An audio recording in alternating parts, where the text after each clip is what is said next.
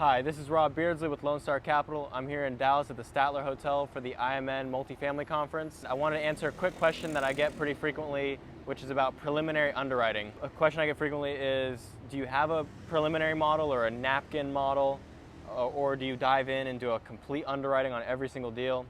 And it's not super easy to answer this question, but I just wanted to give you a few of my take. We don't have a preliminary model. We don't have multiple kinds of models. If we want to underwrite a deal, we have one underwriting model. I'm not a fan of trying to essentially do a quick back of the napkin underwriting to pre-screen a deal. So underwriting itself is such a nebulous activity. It's hard to pin down a value as is when you do a full underwriting. So it doesn't really make anything easier by trying to do a back of the napkin or preliminary underwriting, because you could miss out on certain key assumptions and pre-disqualify a deal that otherwise would have been a good deal. So we never want to miss out on a deal, especially if it's our fault because we just didn't do our homework well enough. For us, I would rather pre-screen deals based on vintage, location, more qualitative metrics, or metrics that don't necessarily go into the underwriting, because that's something that's interesting. Is underwriting doesn't capture all aspects of the deal, right?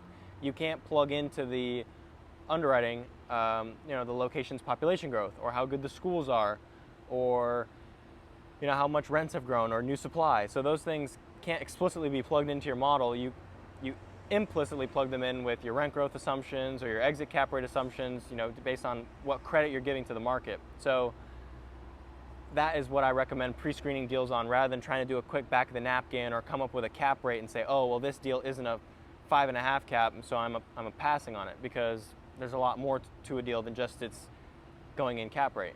There's even more to a deal than just its yield on cost, although I'd argue a deal's untrended, stabilized yield on cost is kind of your quickest, safest way to come up with a real number that actually is reflective of the deal's potential. So for us, that's what we do. We don't do a ton of pre-screening. We actually underwrite a lot of the deals that we end up looking at. The way that we go is that we keep looking at a deal until we kill it, or until we find out that the price is way off.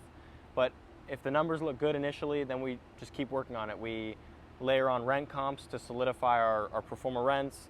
We dig in on the expense side. We parse through the other income, and we find ways that we're missing out on value that we could be adding to the model to make sure that we can come up with the most competitive price.